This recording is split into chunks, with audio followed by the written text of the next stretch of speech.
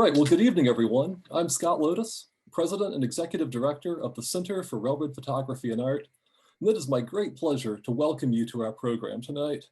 Now, I know many of you tune in frequently, and we're happy to see you again. And if you're joining us for the first time, we're so glad you found us. The Center is a nonprofit arts and education organization, and our mission is to preserve and present significant images of railroading. We host conferences and online presentations like this one. We now care for an archive of photographs and artwork that has more than 500,000 images in it. We publish books in a quarterly journal, and we prepare traveling exhibitions that go to museums and galleries all over the country. You can see all of our past presentations on our YouTube channel, and that's at youtube.com/railphotoart. And you can learn more about us and sign up to become a member if you'd like on our homepage, and that's at railphoto-art.org. We'll put links to those in the chat feature. Haley Page, our exhibitions and events coordinator, is with us tonight, and she has a few housekeeping notes about how we run our online presentations over Zoom. Haley? Thank you, Scott. As a reminder for everyone, we are recording tonight's presentation, and that will be made available on our YouTube channel early next week. And I'll just drop that link to our YouTube channel in the chat so everyone can see that. So we use Zoom webinar for our presentations, which means that audience members do not have access to their personal audio or camera during the event, but you can change how you'd like to view the presentation in the top right corner of your Zoom screen. It's under the icon view in the top right. So I believe the options are you can change it between speaker and gallery. So you can play with those to see which one you prefer and how you prefer to view tonight's presentation. At the bottom of your Zoom screen, you'll see a number of different icons. Please use the chat function for any comments you have during the presentation by selecting all panelists and audience, or maybe labeled as everyone. You'll be able to ensure that everyone's able to see your comments. And those are just if you want to share something about the presentation or any insights you may have. Please use the Q&A function if you have any questions you'd like to submit for Bon, our presenter. Following tonight's presentation, we will host a Q&A session, and we'll go through as many questions as we can. So again, please use the Q&A function for any questions and the chat function for any comments. And with that, I'll turn it back over to Scott. All right, well, thanks, Haley.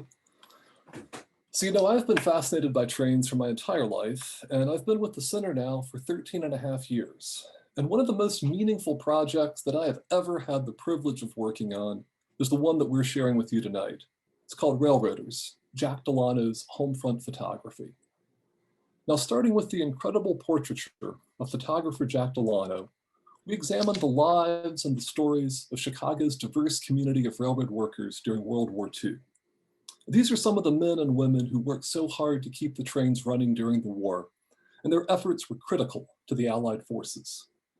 They embody the phrase everyday heroes. And for the 2 years that I worked on this project, I felt like I got to know them so well that they became a part of my extended family. I can't wait for you to meet them. And if you want to learn more about them than we have time to share tonight, you can order a copy of the book we published.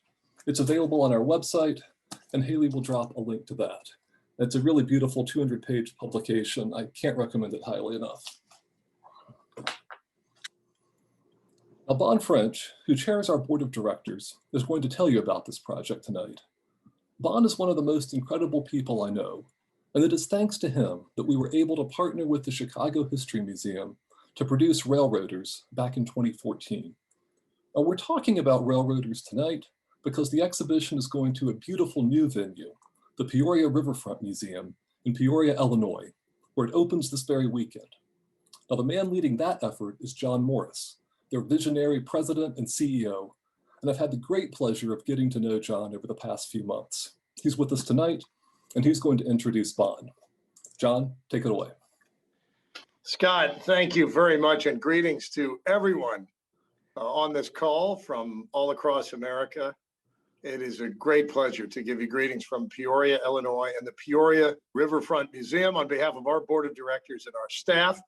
The Peoria Riverfront Museum here in this quintessential American city, Will It Play in Peoria, overlooks the beautiful Illinois River Valley, as well as a beautiful train station, a 100-year-old Rock Island Depot, that was once an active passenger train station and now houses a great barbecue restaurant, but not any longer passenger trains. But among the great things about Peoria, Illinois, we are the oldest continuously settled city in the Midwest, a French settled city initially in 1680, and since 1691 on, amazing history of agriculture in the region, the hometown of a great American industrial company, Caterpillar, that grew up here, a place once capital of whiskey in all of America, and like so many great cities, once upon a time, a great train town. We still have industrial rail coming through, but among many things we are proud about at the Peoria Riverfront Museum, we are a museum of art, science, history, and achievement. Those four pillars make us the only museum of our kind in the country, a Smithsonian-affiliated museum, presently featuring a T-Rex exhibition, the international debut of New York City's great exhibition, a great planetarium, a film society that shows great classic films, and railroaders, a product of our partners in the Chicago History Museum, and especially grateful for our partnership, Scott, with you and the Center for Railroad Photography and Art. And for those many people on this call tonight who are supporters of yours, Scott, and your effort, I say thank you, because without the support for the Center for Railroad Photography and Art, there is no exhibition that would have come into fruition in the first place. So I bragged on Peoria earlier, and let me do this. Let me brag one more time, because the chairman of your board, Scott, is one of the great products to ever come from Peoria. Bon French is a graduate who just celebrated, I'm not sure he'd want me to tell you this, his 50th high school reunion from Woodruff High School here in Peoria.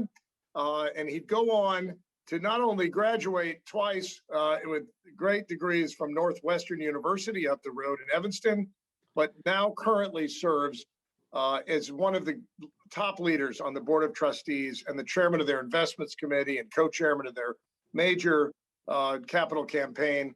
Bon has also been and is now chairman emeritus of the Chicago History Museum, and of course, chairman of your board. He, as the chairman emeritus of Adams Street Partners, one of the largest venture capital firms in the Midwest, Bon is a respected major force in finance in Chicago, and also an impassioned advocate for celebrating the story and the people of our railroads in the United States. And not only from its importance to our economy, its infrastructure, its engineering, its beauty, but I would say most importantly, the people who have really been the backbone of the rail industry. And it was Bon who, after an involvement, engaged in the museum, our museum, where his late mother was the founder of our docent program in the earliest years, and his late father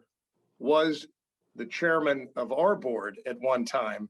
Bon's roots with our museum and museums in general run deep. There is no better person to have brought this collaboration back with us, Scott, and the Center for Railroad Photography and Art.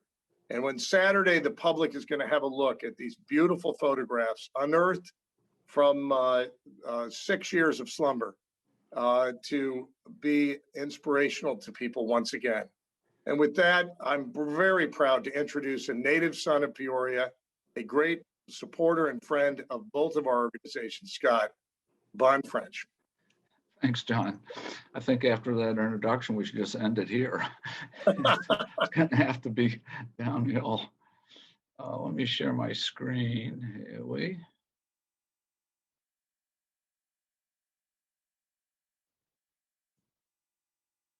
And this is where minimize this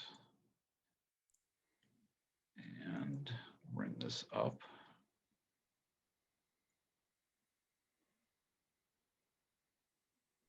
And is that full screen and does that look good? That looks perfect, Bon. Perfect. Okay, thank you so much. That's the toughest part of the presentation for me. So thank you all for attending. And again, thank you, John. Obviously, the Peoria Riverfront Museum means a lot to our family, given my parents' involvement in it and its predecessors. And happy to have facilitated this presentation.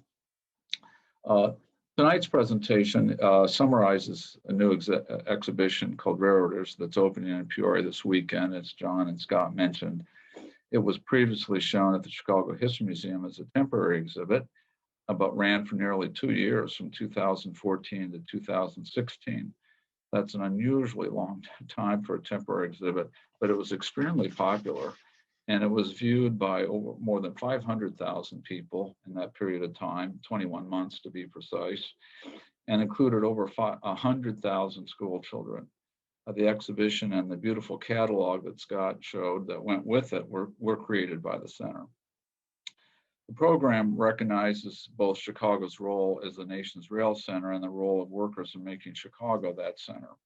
Because of the ethnic diversity of railroad workers represented here, this initiative also reflected Chicago's own racial and ethnic diversity.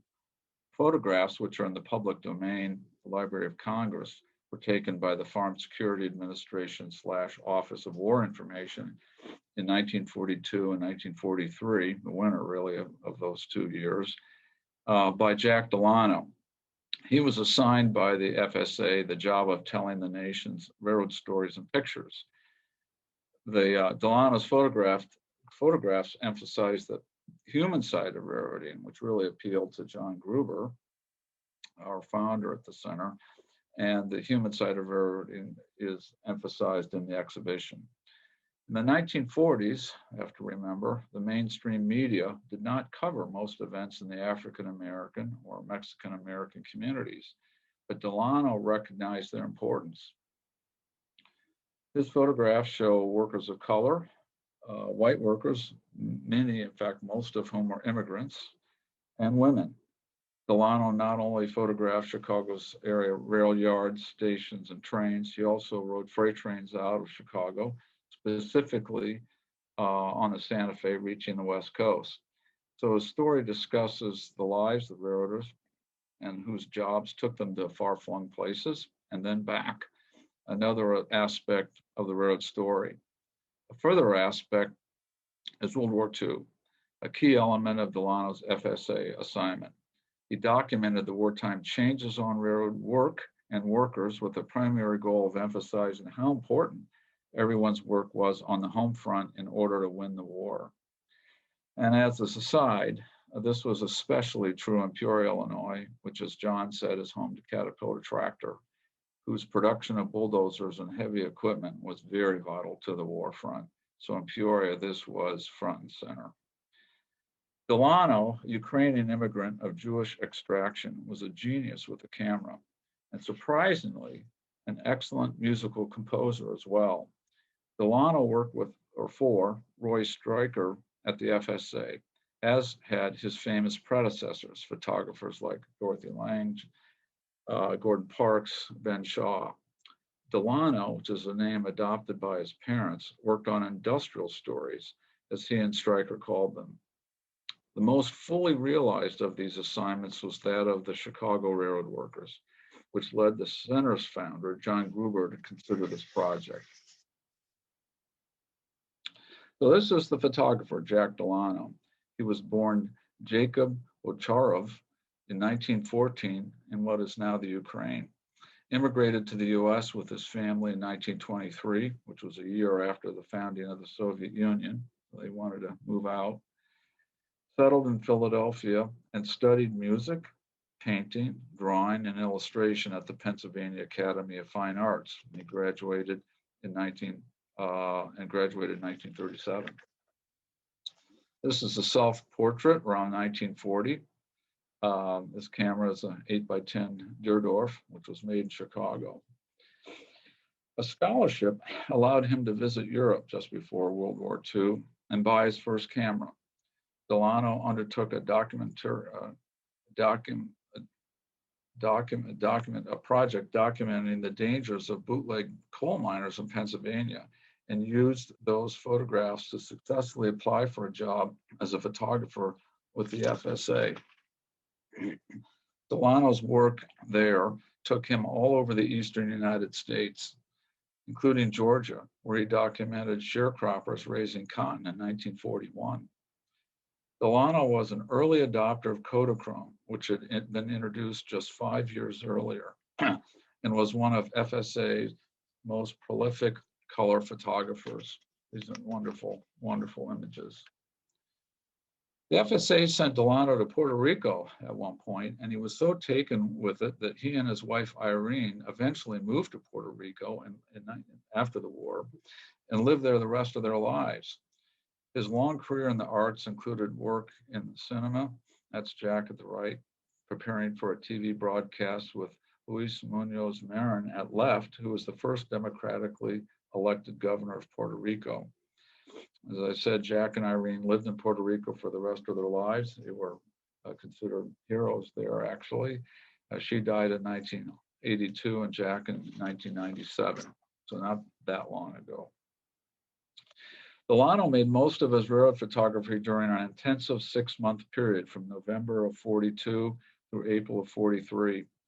Soon after the U.S. entered World War II, the FSA became the Office of War Information, OWI, and shifted from documenting social conditions to covering the war effort on the home front. Given the profound role of the railroads, Stryker assigned Delano the task of covering them. That's Jack with a speed graphic on the Santa Fe 282. I love this photo. So Jack was based out of Chicago for most of his assignment. And this image is at the Illinois Central South Water Street Yard, looking northwest. The Lake Michigan is behind him, and Navy Pier would be off to the right of the photograph. In the center is the Wrigley building, which is still there today, as are many of these office buildings, and the Tribune Tower to the right. This is Illinois Central Yard, but as you can see in the image, there is the nickel plate and Chesapeake and Ohio freight house there. So today, all this, of course, is covered in office buildings, condominiums, and hotels. In fact, the Aon Center, which is over 100 stories, stands in about the place that Delano was standing when he took this picture. So it's an amazing contrast to see the background, which is all intact, and the foreground, none of which is recognizable whatsoever. Delano was given free rein, government permit, obviously tucked in with all the railroads, but he was allowed to go anywhere and photograph anything, almost complete cooperation from the railroads. And this is a Culling Tower at the Chicago Northwestern's Proviso Yard on the west side of Chicago. Stryker asked Delano to emphasize the workers over the equipment, and doing so came naturally for Delano. This is a wonderful photograph of the Chicago Northwestern conductor, John Walter. As an immigrant himself, Delano was particularly drawn to other immigrants. At Union Station, he photographed Charles Sawyer, a gateman and an interpreter who was born in Poland and spoke 9 languages. Came in pretty handy in World War II in Chicago. Delano ultimately photographed a remarkably diverse community of railroad workers. These are all his images. Since he was working for the federal government, his photographs went to are in the public domain, as we said, in our House and Library of Congress. Jim Valley's 1977 book, The Iron Horse at War, features 272 of Delano's railroad photographs. Delano was disappointed with the book, actually, which emphasized the trains over the people and suffered from mediocre reproductions available at the time. However, with the rise of digital imagery and database technology, Library of Congress has put all of Delano's railroad photographs, more than 2,000 of them, on its website. And digital scanning allowed for much better reproduction of Delano's photographs, and the database made searching through them easier than ever. And this is Delano's, another photograph in Delano, of the northwestern Proviso Yard in the western suburbs. This is looking south. One time, this was the world's largest road yard. This is what's photographed here is actually a very tiny, it's hard to believe, but this is a very small fraction of the total yard. And in fact, today, many of these tracks are gone, but dominated by an intermodal ramp right now. John Gruber, who founded the Center for Railroad Photography and Art in 1997, decided it was time to re-examine Delano's photography. This time from the humanistic approach that both Delano and Stryker had taken. John brought in Jack Holzheider, a talented writer, editor, and interviewer, and they decided, this is the incredible part in my opinion, to seek out the living descendants of the railroad workers that Delano photographed 70 years earlier. Jack had a career with the Wisconsin Historical Society, and the two of them, along with Scott, undertook 5 years of research, travel, and interviewing, literally knocking on doors, not knowing who was going to answer in some of Chicago's most desperate neighborhoods. At the same time, the center hired Scott as its full-time executive director. Lotus managed the project and assisted with the research and writing. That was a lot of fun, huh, Scott? It was indeed. And I say that as partly a joke, but partly in reality, because John was interested in the creative side, but somebody had to get the project done. And Scott and John worked very, very well together, but it was a huge project. And if you think about when this was undertaken in 2000, well, in the 5 years leading up to 2014, from 2009 to 2014, the center was much smaller than it is today, had much fewer resources, people-wise and financially. And this was a giant project. I mean, this was over our heads, actually, you know, in terms of what we were trying to do, but it was done very successfully, thanks to all three of the gentlemen here. I joined the center's board in 2008. I've been interacting with the center since 2001, actually. And I also, as John Morris mentioned, I also served on the board of the Chicago History Museum. Naturally, I thought an introduction of the two would make sense, with the center having the content and the Chicago History Museum having the physical space and interest, particularly since this was Chicago oriented. The Chicago History Museum was interested in collaborating with the center on this project. And, you know, that was lucky because they plan these exhibitions just like John does in Peoria years in advance. And they get a lot of proposals, and they have to sift through all those to find the things they find the most interesting. The Chicago History Museum is very interesting. It was founded in 1856. And remember, Chicago itself was only founded like in 1835. So the city wasn't even barely 20 years old when the History Museum of it was founded 165 years ago today. So now, in 2021, the History Museum has 30 million items in its collection. And among them are these things. It includes the Pioneer, the city's first steam locomotive, which ran on the Galena and Chicago Union in 1848 and was literally the first locomotive in Chicago, which went to the western suburbs, including through Glen Ellen, where I live, 1848 and 1849. Also, they have L car number 1, which is in the background here of this photograph, which was literally the first L car. And one of the things that made that L car unusual was pneumatic and multiple controls, so that it could control more cars than just one car by itself. That was a first. That had never happened before. So this is a picture of the outside of the building. It's in the south end of Lincoln Park, the corner of Clark and North Avenue. And the museum's mission is to share Chicago stories, very logically, but that's its focus. And of course, in a big city like Chicago, even though it's reasonably new, unlike, you know, Rome or Paris or whatever, everyone's an immigrant in Chicago. And so there are many stories, and it isn't one story. There isn't one history. There are many histories. And so it has, for a while, long time, many years, examined a series of exhibitions, started a series of exhibitions to investigate different communities in Chicago. So there's exhibitions on Catholic Chicago and Jewish Chicago and Black Chicago and Blue Chicago, Lithuanian Chicago, Mexican Chicago, and so forth. So this is part of their DNA. As a hub of the North American rail network, Chicago has a tremendous railroad community. Today, it's still huge in terms of employment. And Chicago and Delano's photography represented the perfect opportunity for the History Museum, using the center's work to examine this community of railroad workers. And I arranged for Jack and John and Scott to meet the museum's president, Gary Johnson, and the chief historian, Russell Lewis, and a partnership was born.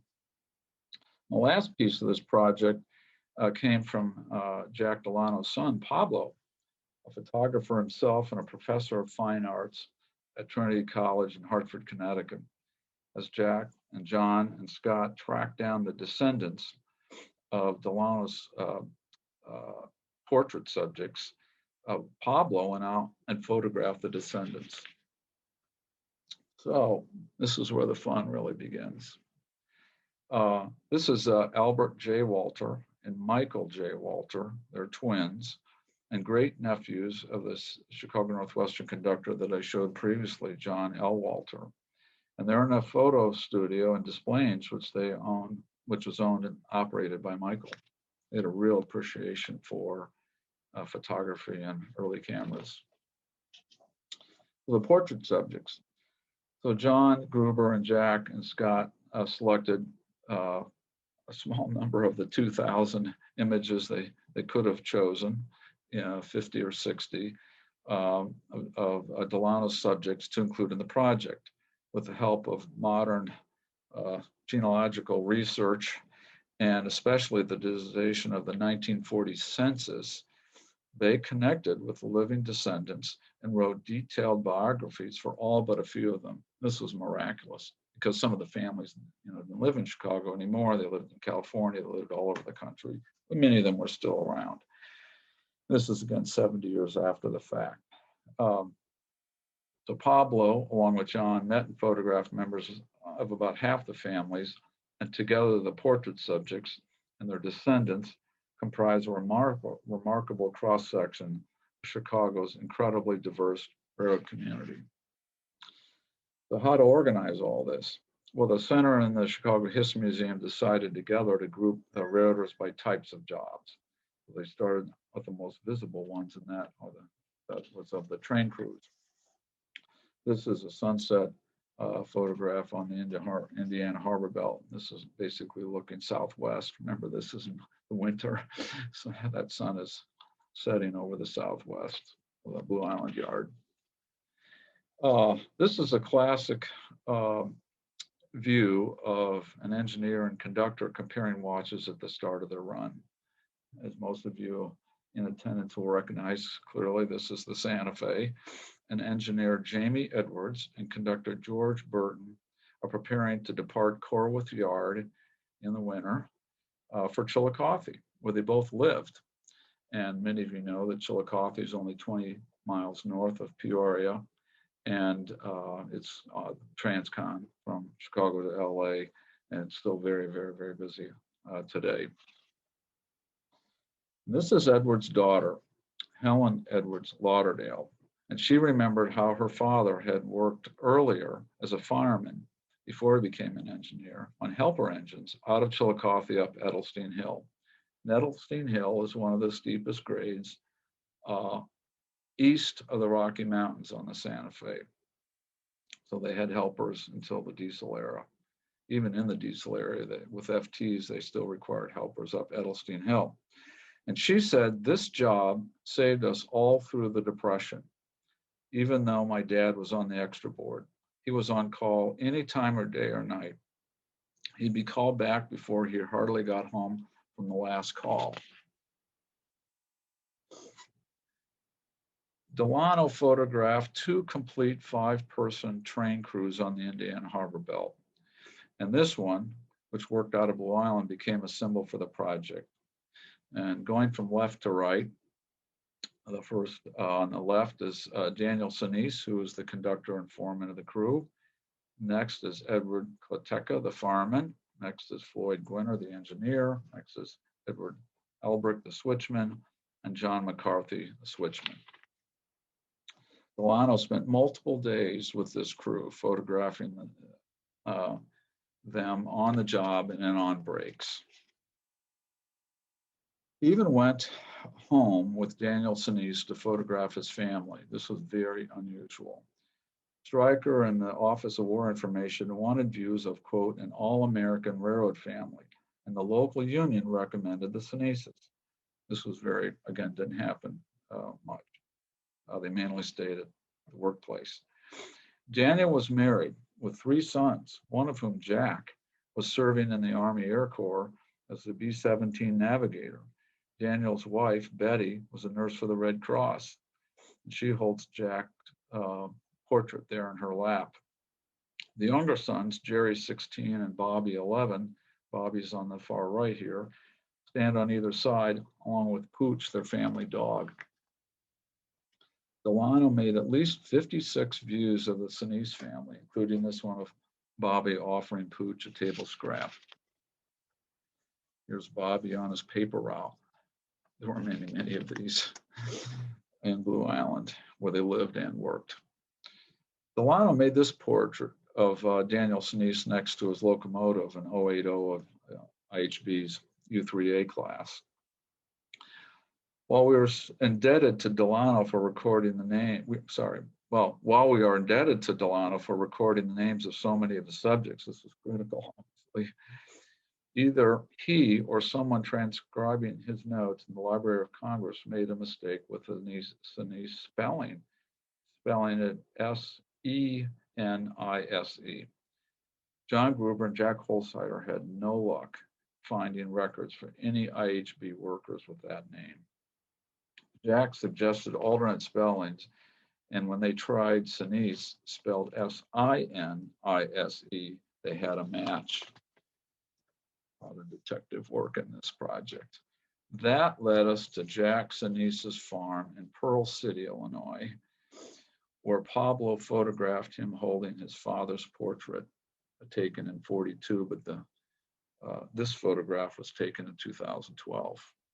And if the Sinise name sounds familiar, you may have heard of Jack's nephew, which is Bobby's son, Gary Sinise, who played Lieutenant Dan in Forrest Gump, Detective Mac Taylor in CSI New York, and obviously is very involved with Lieutenant Dan Band and so forth. When this project started, we had no idea that this connection would be made. It was just random luck.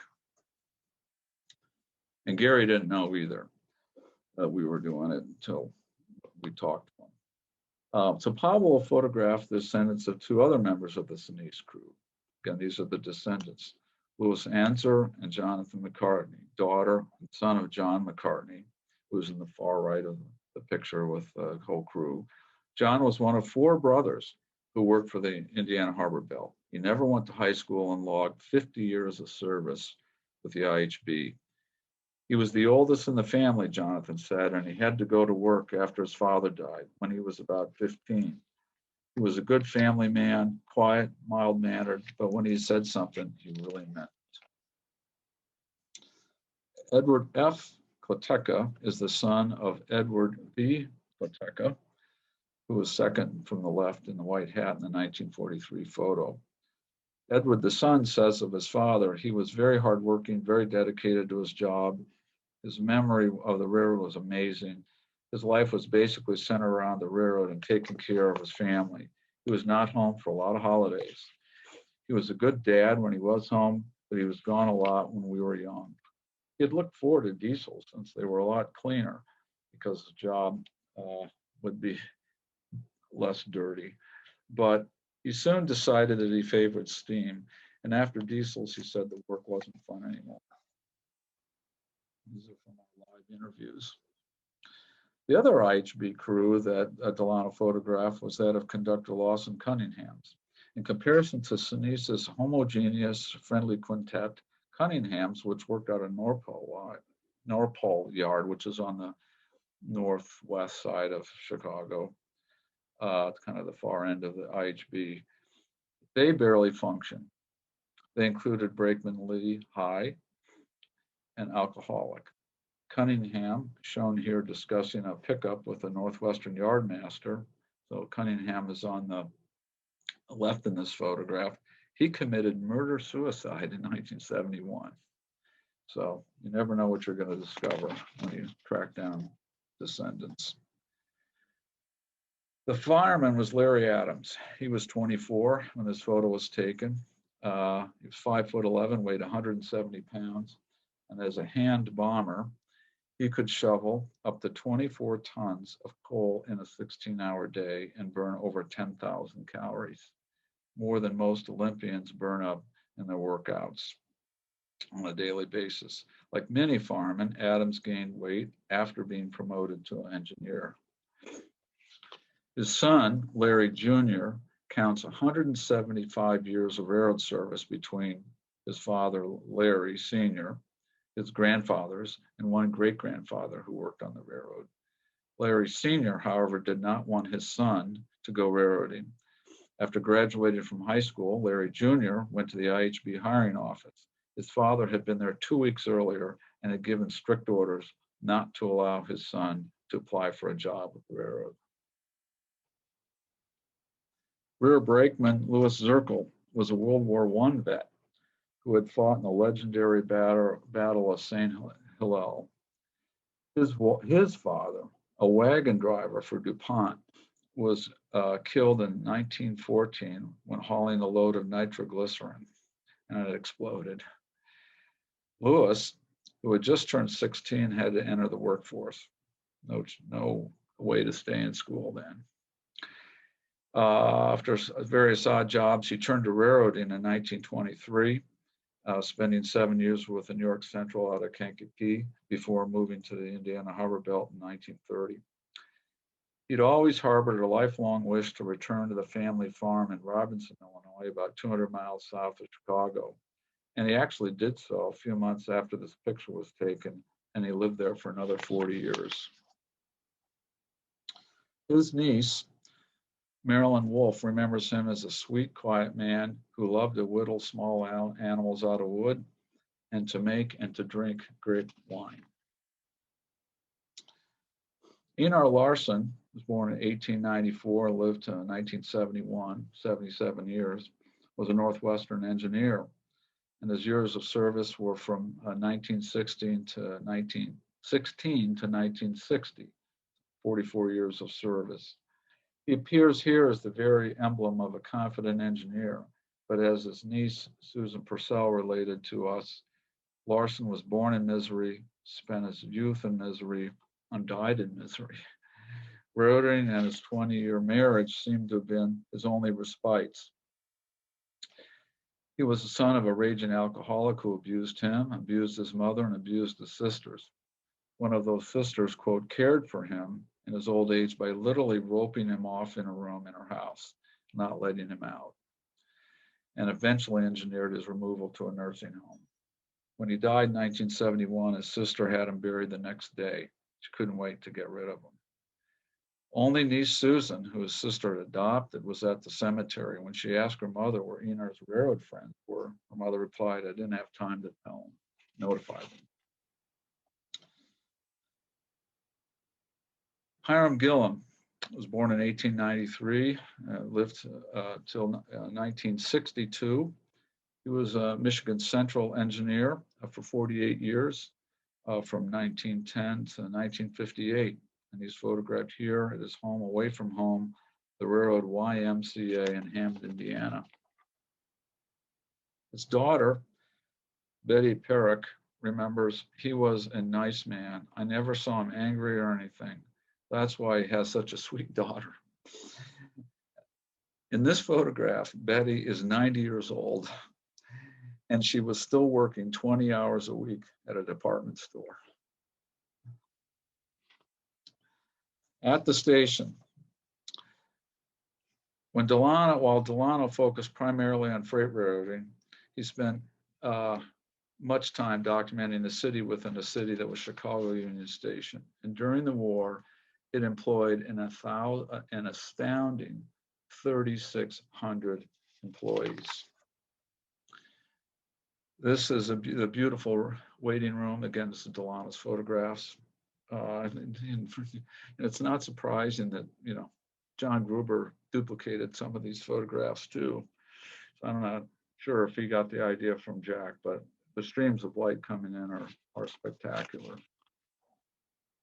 This is the south side of Union Station. This is all covered up now with the new post office and everything. But this is looking north from the Polk Street Bridge of a Burlington commuter train backing out of the station in 1943.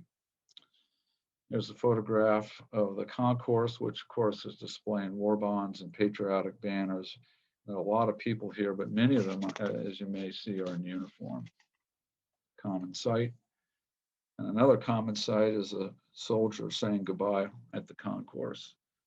And it was interesting that Delano focused here on specifically an African-American couple. I don't know if they were married or not, but it doesn't matter. The emotions are the same. Marie Bueller Griffith was born in 1904, lived in 1991, 87 years. She was the superintendent of information at Union Station. The chalkboard shows the fares from Chicago to destinations all over the country. During the war, her team of 40 women handled 14,500 calls a day, about 350 each. She and her husband had no children, but we did make contact with several nieces and nephews. And one of them remembered Marie as a prickly person, highly critical of everything and not a very happy person. Not one relative that we interviewed had a kind thing to say about Marie. This presented a conundrum about how to present Marie in this project. Scott had a casual conversation about this project with Center member Fred Ash, who was then working on a book about Union Station that Indiana University Press published. And a wonderful coincidence, Fred had recently purchased on eBay a scrapbook that belonged to Marie. Scott asked to borrow it, and Fred gladly agreed. Marie's staff members had prepared the scrapbook for Marie's 25th anniversary with Union Station in 1950. They lavished great care over the scrapbook, which included newspaper clippings, pen and ink drawings, watercolors, and they clearly, unabashedly respected and admired her. One of the many verses they wrote about her read, "So here's a toast to you, Marie, our engine up ahead. We'll help you keep them rolling until the signals all turned red." And the scrapbook was part of the exhibition at the Chicago History Museum. So that was an incredible coincidence too. The Union Station, like many stations, had its own railroad watch inspector, Charles H. Byrne, a Swedish immigrant. Delano didn't photograph him, but he photographed the shop. That led us to Byrne's grandson, also named Charles Byrne, who goes by Chuck. He told us that his grandfather operated not just a watch shop at Union Station, but also a railroad watch shop at LaSalle Street Station and Dearborn Station. He also ran a traditional jewelry store at 51st and Wentworth on the south side. So he and his partner operated those stores for some years, but finally gave them up. He says his sisters are still sore at him because they love jewelry. Alfred McMillan, born in 1900 and lived in 1981. He was a Pullman porter from 1922 to 1969, 47 years working on B&O's Capital Limited. He had a son and two daughters, and John Gruber located them. Dorothy Allen was one of the daughters. She said her father liked his work. He was very concerned about it. He would come home, and if he had to go right out again to do a double shift, he would go. He let us alone. He said he had to go, but he was jovial about it. I never heard him grumble. Whatever he had to do, he went along with it, no complaints. He was a devoted husband, loyal father, quiet and unassuming, and did all he could do to make us happy. Around the yards, far from the more visible railroaders and train service in the passenger business, we moved to the behind-the-scenes work of yards and shops for the final segment. Yard and shop workers enjoyed more predictable schedules, and while they worked long hours during the war in particular, they slept at home every night. By and large, workers in this group had the best relationships with their families. This shows incredible view. This is, of course, the drones didn't exist. Of Chicago's Proviso Yard. This is looking east. That's a Mannheim Road Bridge, the old Mannheim Road Bridge in the background. And Jack Delano clearly climbed to the tippy top of one of the light towers in the yard to get this photograph. He made this view inside the Proviso Roundhouse. The heavy air is atmospheric, but clearly filthy. Many of the roundhouse workers Delano photographed died relatively young, we discovered, often from heart and lung disease. Managers who worked in the offices and the repairmen who worked outside generally lived longer. Well, Delano didn't photograph many office workers. He did capture a very tired-looking Frank Kirsch talking over one of his two phones at the desk in Proviso, where he worked as a general yard master. Former neighbor Donald Labonte told us he was always dressed to kill in a suit. He looked terrific. The note in the background is a Chicago terminal map, the inset of the downtown trackage and stations. So Pablo photographed two of his grandsons, Sean and Mike Kirsch, in 2012. Frank Williams became another star of the project. He lived from 1888 to 1967, 79 years. And he spent 52 of those years repairing freight cars for the Illinois Central from 1908 to 1960. Born in Jackson, Mississippi, he came to Chicago in the early years of the Great Migration. An altercation with a white man in 1901 forced him and his family to leave Mississippi, and at the age of 13, he headed north. Williams and his first wife had 7 children, and he became the patriarch of a large extended family. They had T-shirts made featuring one of Delano's photographs with the slogan, "Frank Williams, the epitome of a hardworking black man." They were among the first descendants that John Gruber located and he attended a gathering of 6 generations of the Williams family on Chicago's South Side to make this photograph. Frank's grandson, Bernard Williams, holds the shirt. Dwayne Redman and Derek Pettis stand next to him. John took Pablo later to meet several of the Williamses, and they posed in a diner with a portrait of their ancestor. This is actually the photograph that Pablo was taking. That's Bernard again holding the portrait on the left, one with Terrell Lowry. Behind them is Nathan Nelson and Dwayne Redman. On the same day, Pablo made this view of 19 members of the Williams family. The whole family enthusiastically supported the project. Bernard said, "Frank Williams Sr. was the man who implanted in us the seeds of being good, upright, patriotic Americans. May sound corny, but my father served in World War II. My uncle Amos served in World War I. And my grandfather always made it very clear to all his children and grandchildren that you had to work hard for whatever you got in life." Mike Evans, Northwestern car repairman, became another icon for this project. He was also another one who was difficult to locate due to his common name and the fact that he had changed it. He was born Miley Ivanovic in 1893 in the Serbian region of Yugoslavia. He immigrated first to Milwaukee, which has a large Serbian community, when he was 17 or 18 years old. Oops, sorry. His mother's brother made arrangements to send a bride to join him, Bessie Lubavitch, and she was born in 1901. Miley was naturalized as Michael Evans in 1928 at age 35. The following year brought the birth of his only child, Mildred. She told us he always went by Mike, never Michael, which is not Serbian.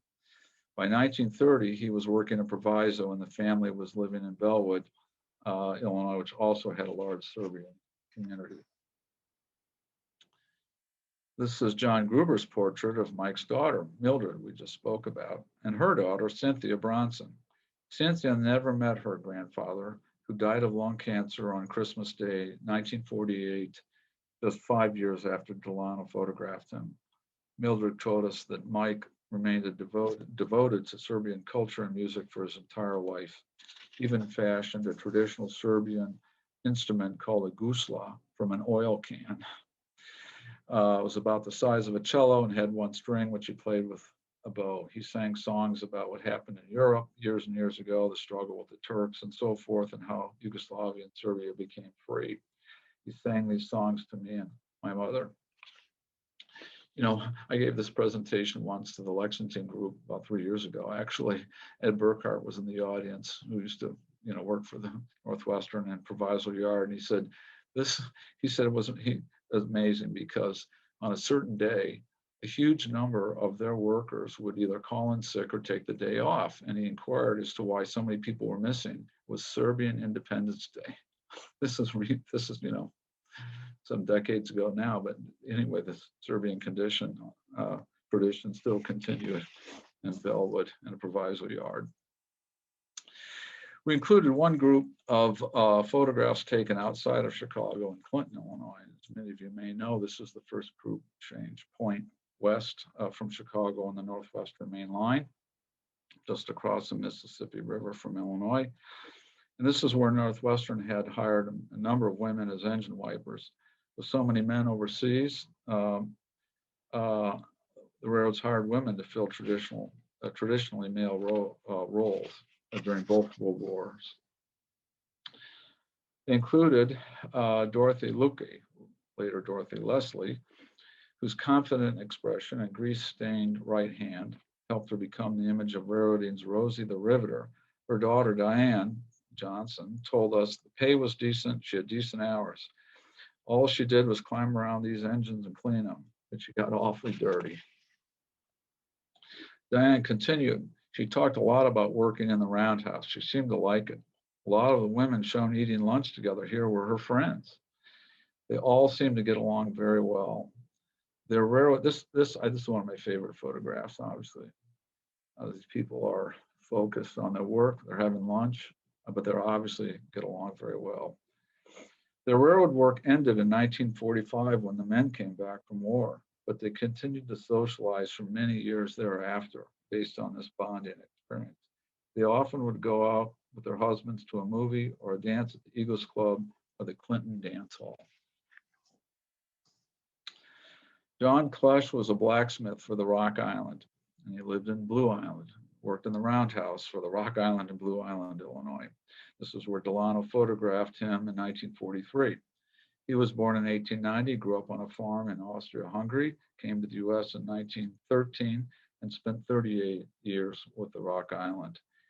He was an exception to the notion that shop workers died early, living to be 90 years old. His daughter, Ann Klesh Rasmussen, had learned of Delano's photographs long before we contacted her. By the way, many of the people that were contacted didn't know about these photographs, and so it was quite a homecoming for many of them, both you know, sad and glad. But she knew about it already. She has it in a nice frame. It was decorated with N-scale track and signals, and she said she especially enjoyed riding passenger trains as a child, thanks to her father's railroad pass, which included trips from Chicago to Washington State, and separately to San Diego. She told us, I was worried about the passenger train going out of business as air travel became more popular. So with my kids, when they were little, I told my husband we should take them on a train ride. So they did. And so they know what I went through riding passenger trains across the country. So we sat in coach, just like I did. We went to the diner, but we brought some food with us, and they loved it. Thomas Madrigal lived 71 years from 1915 to 1986, and he walked across the US border from Mexico when he was 14 years old in 1929. He felt fortunate because the railroad was one of the few places that would hire Mexican workers at the time. By 1943, he was living with a family of his own in Blue Island, where he worked in the Rock Island Roundhouse. His son, Thomas Jr., who lives today with his family, still in Blue Island, where Pablo photographed them, told us that 4 other members of his father's family came to the US from the Mexican state of Nuevo Leon. between 1924 and 1930. Many of my other uncles went to Detroit, Michigan. My dad stayed here with a brother. I came here for a better future because there was no work in Mexico. One brother who was homesick went home to Mexico. And my dad decided to stick it out, but he did not lose contact with his family because the railroad pass he had provided free travel for him to visit his family in both Michigan and Mexico. Daniel Anastasia is the last portrait subject we presented in both the Railroaders book and in the exhibition. We wanted to end on a high note, and Daniel, or Donato, as he was called in his native Italy, would be the envy of anyone who wanted a rich family life. He spent about 30 years working as a blacksmith helper, also for the Rock Island, and when he died in 61, at the age of 81, he had 4 sons, 6 daughters, so 10 children. He had 23 grandchildren and 14 great-grandchildren. Most of them lived within walking distance of his Blue Island home. And this is one of his great-grandsons, Carmen Giorgioso, with family pictures spread out all over his kitchen table in a 2012 photograph by Pablo Delano. Jack's portrait of his great-grandfather is in the middle of this photograph. John Gruber photographed 12 descendants of Daniel Anastasia, standing in front of Carmen's home in Blue Island in 2012. Another granddaughter, Barbara McCurdy, shared fond memories. Donato loved to play bocce. Some of the adult children, grandchildren, cousins, and so forth would gather in the side yard to play bocce ball. And someone would have a concertina, the singing would begin, the wine would flow, and Donato would sing love songs to his wife, Maria. So quickly, and we're coming to a close here, we're happy to entertain questions. The Center and the History Museum partnered on a special preview reception on Friday night, April 4th, 2014, when this exhibit opened, the night before it opened to the public. We invited every family member of Delano's portrait subject that we discovered over the prior 5 years of research, and nearly 400 people attended the reception. They included Jack Delano's son Pablo and his wife and their son. They included many members of the Frank Williams family, very proud to be at this opening. They included 5 members of the Daniel Sinise family, including Jack and Bobby. Bobby's standing on the right and Jack is in the wheelchair. Gary Sinise did not attend, and at first we were disappointed by this, but then we realized why. He felt he was too famous, and it would take away from the attention that he wanted put on his dad and uncle and all the other families of this project. He and I had a number of conversations early on in this project, and he was thrilled about it.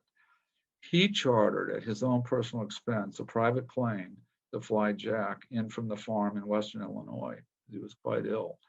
He picked him up that night, flew him to this reception, had a chauffeur, took him back to the airport, a private plane, and flew him back the same night. So he was never out of his own home bed, and had a nurse taking care of him. And he died 6 months later. But these 2 gentlemen were the only living members at the reception who were actually in the photographs themselves in 1942, taken by Jack Delano. So that was a real treat. Authors John Gruber and Jack Holsider, along with Pablo, signed books all evening. Scott Lotus led tours. Young attendees enjoyed playing with toy trains. All throughout the evening, the family members had their pictures taken next to the portrait of their ancestors in the gallery. And these are the descendants of Thomas Madrigal Sr., including Thomas Jr. The keynote speaker was the head of the Federal Railroad Administration, Joe Szabo, who also, many of you know him, but know that he worked as a brakeman on the Illinois Central and the south side of Chicago. He grew up in Riverdale. He at one point became later the mayor of Riverdale. And now he's the president of the Pullman Historical Foundation, which just had a huge Labor Day weekend grand opening of everything going there now, which is a national park, the only national park in the state of Illinois, Pullman. Gary Sinise came later on his own. He did not want, as I said earlier, to take away the focus from his father and uncle on April 4th. So he visited a few weeks later, early on a Sunday morning in May, before the museum opened. And he was thrilled to see things. He expected, you know, although he'd spent about 45 minutes there, he was like it was almost 3 hours, 2.5 hours. He really got into it. He was in tears too, I should say. A lot of photographs that he saw, he'd never seen before. So this was extraordinarily special. He toured the exhibit with me, museum president Gary Johnson, and Joy Bivens, who was a curator for the exhibition. She's on the far left there. And they did a fantastic job curating this exhibit. It was tremendous. And Joy knew a little bit about rareity because her brother was a UP engineer out of Proviso, of all coincidences. She has moved on from the History Museum. She's not there anymore, but she is in New York, and she's in charge. She's the director of the Schoenberg Center for Research on Black Culture and Harmony. So she has a terrific opportunity there. The museum's gift shop stocked the book, which Scott talked about already. And this book won the George W. and Constant M. Hilton Book Award in 2015, a year after it came out. So we're very, very pleased with that recognition. So I'll just wind up and say that, you know, in the end, this was a big success. It was a very successful partnership with a mainstream museum. And what it really turned into, obviously it was about rarefiers, the people, but what it really was about was the importance of families first, and equally second, the dignity of work. It did not matter what your job was. The dignity of work was critical to the descendants. And this work launched the successful lives of many of these immigrant families and people of color. The descendants, we discover, have become doctors and lawyers, professors, and highly educated and grateful Americans as a result of their ancestors' work documented in this project. So with that, I will close, and we can take any questions, and I'll stop sharing.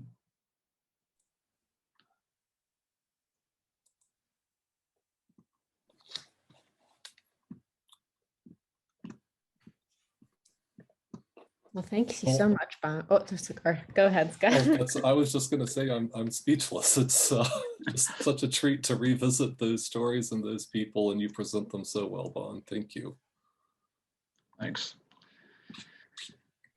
Yeah, so I just want to remind everyone to send any questions you may have through the Q&A. We are more than happy to stick around for definitely a few minutes to answer any questions. And a reminder that this exhibition is going to be on display opening this weekend at the Peoria Riverfront Museum through January 2nd. So good run, and we're excited to see it.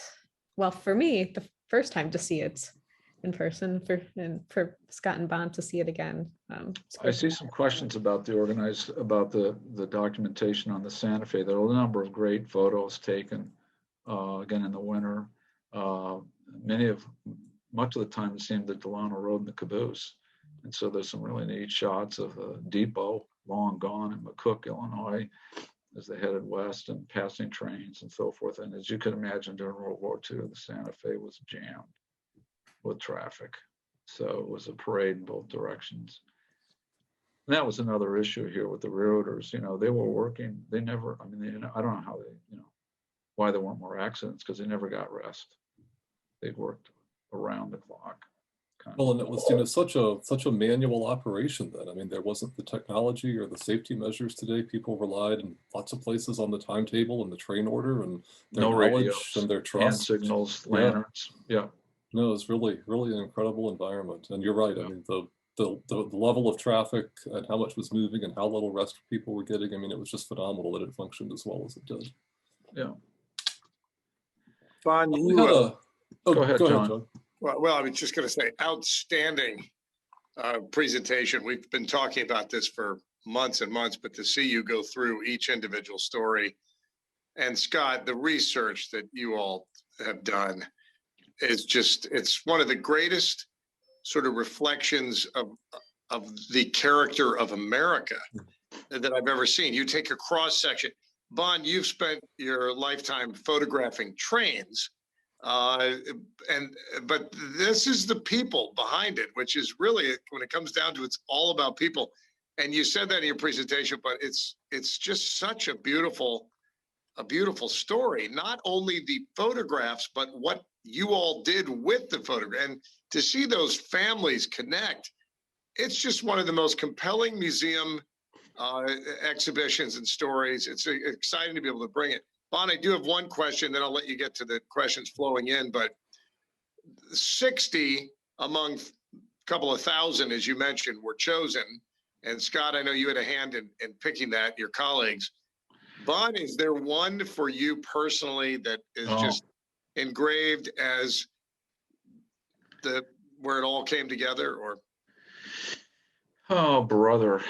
No, I mean, it's hard to say, honestly. There isn't. I mean, the Frank Williams one is actually one of my favorites. But it's hard to separate the photograph from the stories now that I know the stories. And so it's, I mean, the irony of this is here we are in 2021, you know, after George Floyd last year. You know, this is all about diversity, equity, and inclusion. So, I mean, it's incredible how, to me, and I get a little emotional over this because it's such an important thing for our country to come together over. You know, how this project sort of transcends that too. Well, it's amazing. The late Dick Newmiller, with whom you spent 40 trips out on the road photographing and was a member of your board, Scott, whose daughter, Kate Skierman, is our chief operating officer, is smiling down at the idea that this exhibition is opening in Peoria on Saturday. So it's really special. And thanks, Scott, to you all for all you've done to help make it possible, and for Holly and Bon for bringing it in. It's super. Yeah. It's great. It's wonderful to have it back out and be able to share it again. It's just an incredible project. I'm just so privileged to have been and continue to be a part of it. Yeah. And the History Museum, we haven't really said, but they've been very supportive of this. Yes. Just superb, particularly John Russick. Big shout out to John and the whole Chicago History Museum. And for upstate Illinois to be working with Central Illinois makes us very happy. And Bon has built that bridge. So yeah, everybody's invited. Come to Peoria. It's a life-changing experience.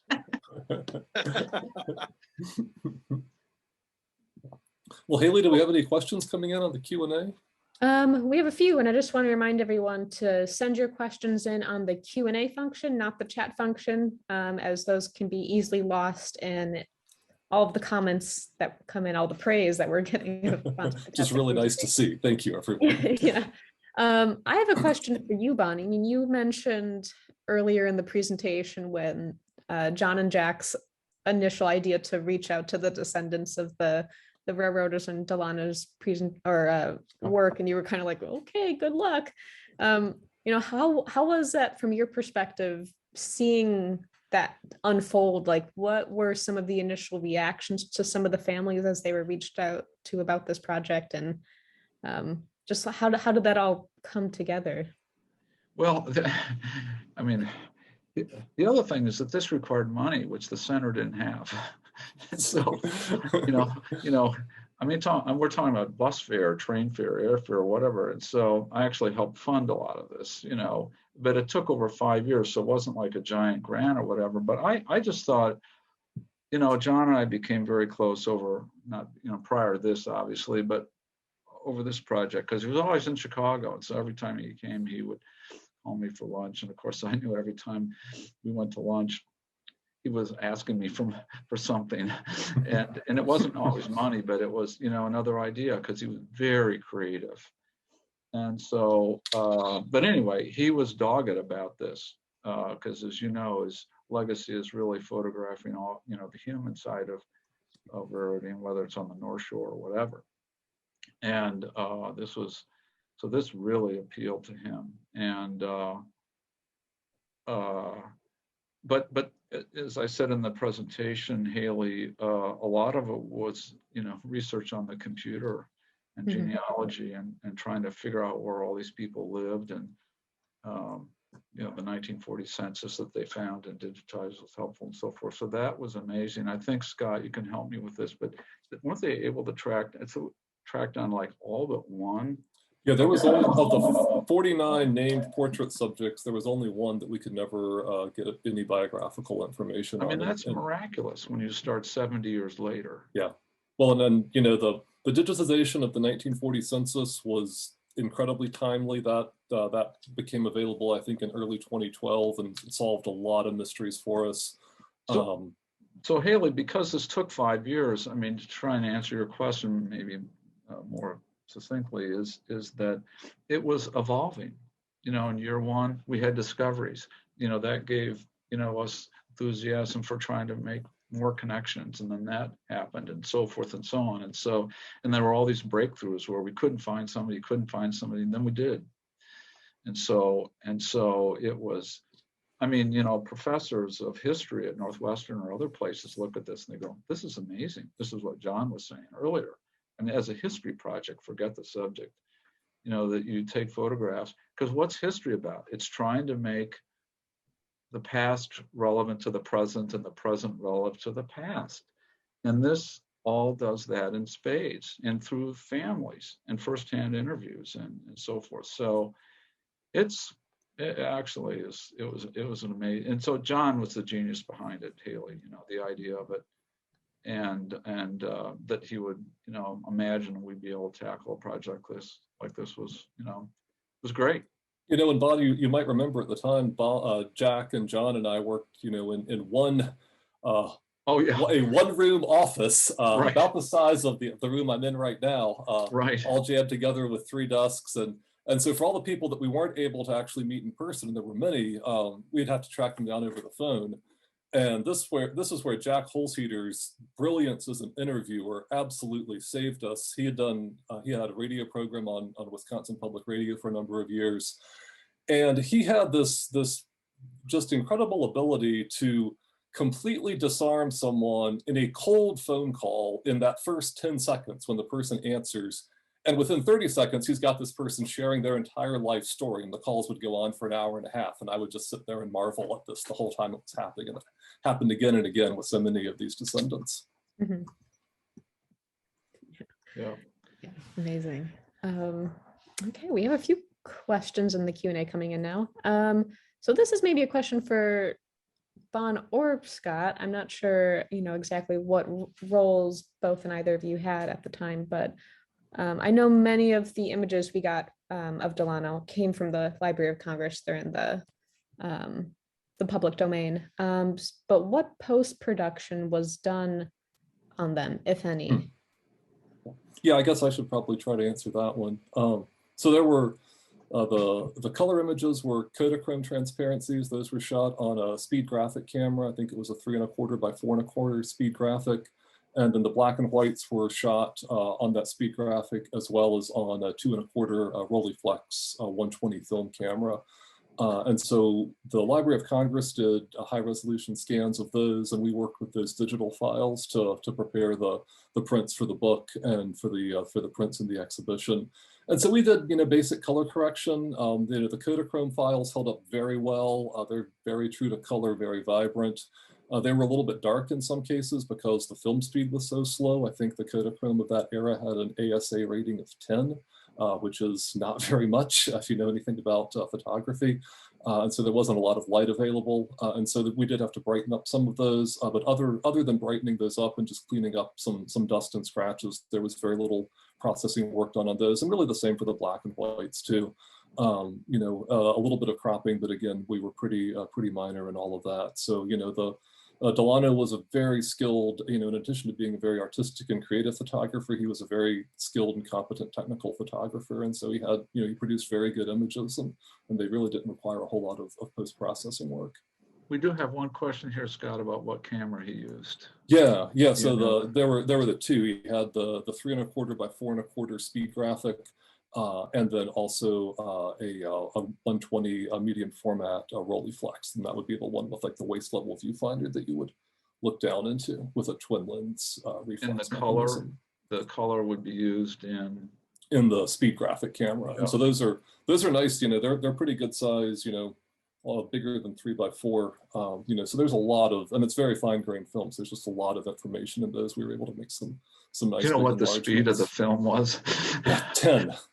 10 for the color film. Yes, the black and white was faster, but the color film, we saw that silhouette sunset shot on the Indiana Harbor Belt, and I mean,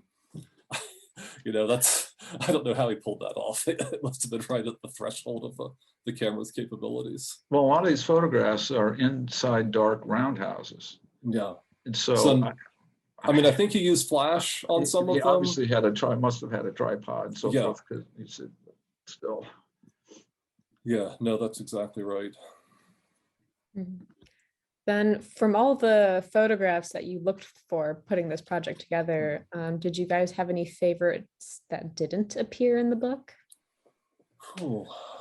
I was thinking of that goes back a long time in the research. There were certainly some portrait subjects that we were regretful not to include. There was one picture that was taken and we may have ended up using this one, at least in the book, but it was a portrait in one of the suburban stations on on one of the commuter lines in Chicago, and taken inside, and it had, there was a black man and a white man waiting together. And, again, as we were looking for the elements of diversity and, in different communities, that was something that was kind of unique to see, at least in the photographs of those times. But it was a candid photograph. Delano wasn't able to record either of their names, and so we really had no starting point for the research on that. So for the portrait subjects themselves, we were really limited to those where Delano had recorded their names, and there were about 200 of them. And so from those, we tried to pick, the most diverse, the strongest compositions, and in some cases we hit dead ends and had to throw those photos out and go back to some other ones that we hope to be a little bit more successful at. So, as you said, Bon, it was very much an iterative process, and one that kept growing as we kept working on it. Yeah, we see such a diverse representation in his work, which may be a bit unusual for the 1940s. Do you have any insights about, what drew him to photograph those sorts of communities, like the real community of Chicago, as opposed to, maybe just a surface look? Maybe it came from his own immigrant background. No, as I said in the presentation, first of all, he was drawn to it to start with, but that was also his, his boss, Roy Stryker, asked him to focus. This was about the importance of people on the home front. So rather than all the engines and such, and all the facilities, and he did take some pictures there, obviously, of yards and stations and all that, but it was about the people. So that was the assignment. And we didn't talk about this tonight, but there's no executives in these photos. The highest level one is a yard master and proviso, but there are no executives, and that was intentional. That was again part of the assignment, because it was about everyone, the common person, the lowest level, if you will, blacksmith's helper, and so forth, the Pullman porter. All of it was critical. So Haley, that was, I don't know if I would say it was easy, but that was the point. Yeah, absolutely. Do either of you know any other projects that Jack Delano had over the course of his career, similar to this type of really narrowed in portraiture of a specific type of working culture? I don't know the answer to that question. he obviously, worked for the FSA for a while, as I said before, and before the war started, like I said, he was documenting the difficulties of working in coal mines, working social conditions all over America, at the end of the Depression, before the war started, what it was like to be an African-American sharecropper in Georgia and so forth. So so again, all these images are in the Library of Congress. But well, and during the war, he actually did he did photography, I think, for the Army Air Corps as part of his wartime service, which he did shortly after finishing the railroad project. And then, as you said, Bonnie, he went to Puerto Rico and ended up immigrating there with his wife. His son Pablo grew up there, and he was very involved. He actually did a small photography project. There was a small railroad operation in Puerto Rico, and so he photographed the trains of Puerto Rico and photographed just extensively of the lives of people in Puerto Rico, and became very active in kind of the media and television technology there. And so he did a lot of creative work in a whole lot of different venues. I mean, he was kind of a Renaissance man, and how talented he was in so many different creative pursuits. I mean, to add to that, Scott and Haley, well, we're featuring him as a photographer, and that's like his main thing. In Puerto Rico, he wrote many what are now famous musical compositions that are considered some of the most treasured musical pieces in the country's history. So there, he's looked at not as a photographer, but as a musician and a composer that is highly revered to this day. So they don't, so Renaissance man is a great way to describe him. Photography was just one thing. No, for sure. Bond mentioned it earlier, but today we think of the intentionality of reflecting the diversity of our country, age, race, gender, and so forth. We often suffer from presentism, which is thinking that we've always done things the same way and judging the past on the present standard. There was no such pressure on Jack Delano to be so intentional with capturing the diversity of race and gender and age, as he did so absolutely beautifully, clearly in the photographs that he took. He took Americans doing their work on the home front when the balance of freedom was at stake overseas. These folks at home of every race, creed, and color and age, holding down the fort and literally the engine of stability of our democracy. That's one of the most remarkable things. And Bon alluded to this sort of diversity inclusion equation before, but the more I think about it, Bon, the more remarkable it is that Jack Delano captured what America was and still is, the place of the most incredible diversity on earth. And it's really inspiring. Yeah, that's very insightful. Yeah. Looking at I guess this project, which was a part of the FSA, was this any way related to the federal art program as a part of the New Deal? I mean, I think other than both being federal programs that emerged during the Depression, I don't think they had a direct connection, but I'm not positive about that either. Tom Brown asked a question: if we were to do the same project today and photograph the current railroad workers, what would be the one or two changes that would stand out? And boy, that's, I don't know where I'd start with that, Bob. I mean, the far fewer people, the prevalence. Yeah, I was going to say, you have to find the people first. You have to find the people. They're all going to be wearing orange or green vests. There's going to be remote control packs, people staying in hotels rather than at the YMCAs or sleeping in cabooses. I mean, you just go on and on with that list. You have your iPad in the locomotive. The locomotive itself is a computer. Well, and you can only use your iPad if you're stopped and had a safety briefing with another employee. Well, I meant the rear, like a conductor. The rear has all kinds of train orders and track Yes. warrants and Yes. slow orders and switch orders and so forth. There's a lot of stuff. I don't mean it's a communication device to FaceTime, but anyway, technology is massively different. So that would be one thing that you would try to capture somehow. You would see Bond, a more. you're no longer using an ASA 10 No. film shoot, are you? No, the That's technical elements incredible. of the photography would be a lot easier, but would those images be available 70 years from now? Right. And I'd say another thing that Tom is making me think of is, would the railroads allow the access Yeah. to this Yeah, project? I mean, without a today? federal mandate, probably not. Right. And you know what? Now, one thing, I think one positive thing you could say is that you would find a generally more diverse railroad employment than you would have in the 40s. I mean, you did not have minority workers or women in train service, and you certainly have that today. So there have been, obviously we still have a lot of work to do and a long ways to go, but there have been some significant advances that came out of the civil rights era that have perpetuated onto the railroads since World War II.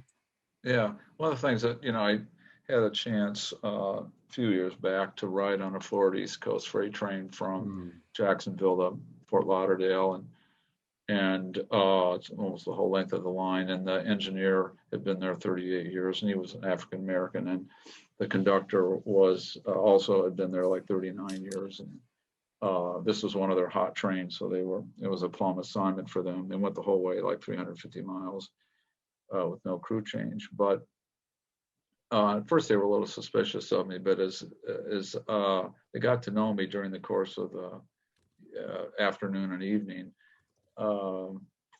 the engineer started telling me about his family history, and that his father and his grandfather and so forth had also worked for the Florida East Coast and engine service, and started, well before World War II doing this.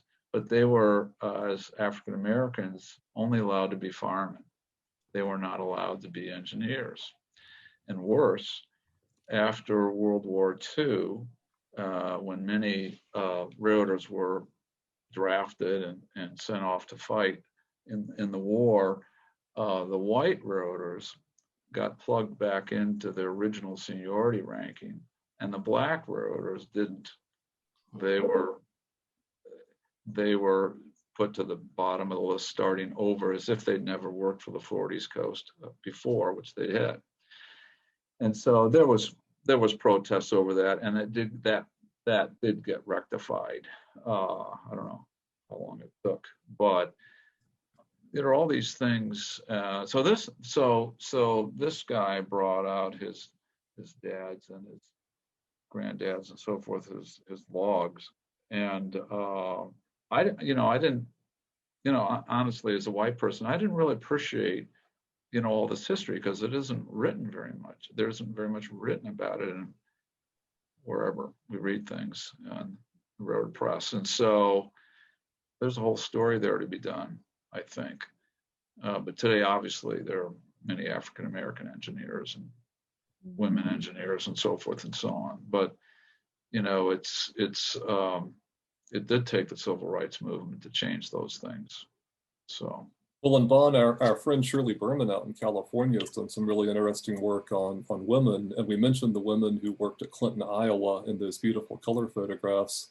But, they all lost their jobs when the men came home. But there were some who actually fought to keep their jobs. And this one that Shirley covered was a station agent out on Cajon Pass in California. And she endured a long legal battle and eventually prevailed and was allowed to keep her job and continued working for the railroad and got, equal pay as the men in the same jobs would have had. But, that was like, I think, 15 or 20 years in the making. Yeah. Well, John, we're looking forward to a fun opening this weekend in Peoria, and got a lot of stories to tell.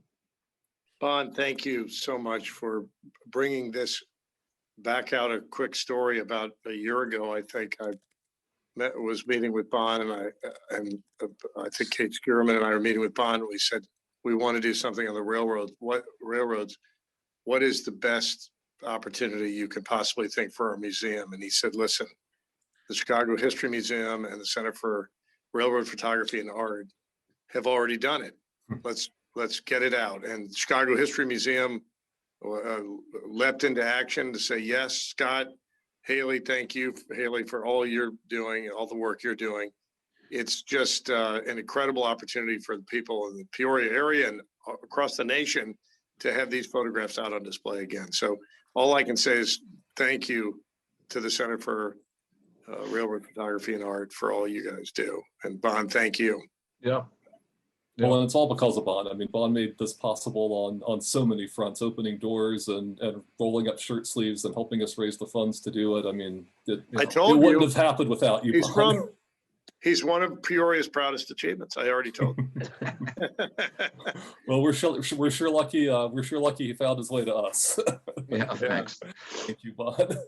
And I have to give just one more plug for our beautiful book here, available on the website. You cannot have this copy though. It is actually signed to me from Gary Sinise. I will not be letting go with that one. That was another thing that Bon arranged. So, but I got that signature for you, Scott. Yes, you did. Yes, you did indeed. I got him to sign a few books. Scott, the show will be up all the way through the end of the year, through early January. So check out our website or yours and for more information. But the museum's open Tuesday through Sunday. So I can't wait to see it. We'll be there Friday. We'll see everybody on Friday. And just a quick thing about the book. There's a lot more depth in the stories on each person in the book, which is why it's 200 pages. And so I've talked about the tip of the iceberg here, but there's a lot more information that was discovered. We haven't gotten questions about that, Haley, but there's a lot more background information in the book than we could afford to present tonight. And there are more photographs in the book than we presented tonight, many more. So it is a lot to it. So, and how much is the book, Scott? I don't even know. I think it's 50 for center members and 60 for everyone else. So you can join the center and even save a little bit of money on the purchase price. Yeah, which we gratefully receive. Anyway, it's a great book, and the reproduction and the color and the photographs is great. So. Well, yeah, and I should give a quick shout out to Phil Hamilton, our designer and a longtime friend of John's, who put this together for us and just did a beautiful job and really handled Delano's photographs beautifully and the text we prepared beautifully. It's just really came together well. So that's Thanks, well, everybody. you all. Yeah, no, thank you, John. It's wonderful to have the opportunity to present this again. I'm really looking forward to seeing it. All aboard. All aboard. Take care. Thank you, Bon. Good night. Thank you all. Good night, Okay. everybody. Bye. Thanks, everyone.